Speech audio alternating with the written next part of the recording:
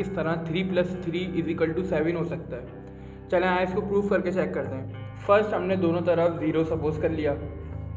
इसके बाद हम क्या करेंगे, हम लेट सपोज 18 माइनस 18 करेंगे। अगर हम 18 में से 18 माइनस करते हैं तो आंसर 0 आएगा, और इस तरफ अगर 21 माइनस 21 करते हैं तो यहाँ पे भी आंसर 0 आ रहा होगा।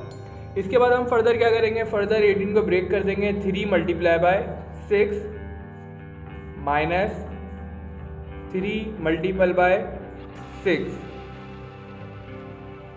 21 को हम ब्रेक कर देंगे 3 × 7 में,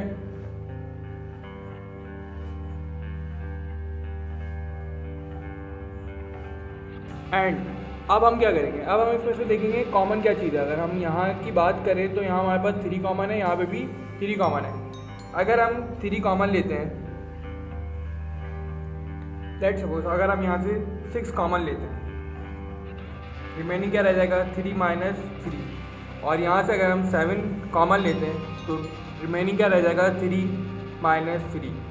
अब ये 3 - 3 और इन दोनों को हम फर्दर कैंसिल करवा देंगे। हमारे पास क्या बचेगा 6 = 7।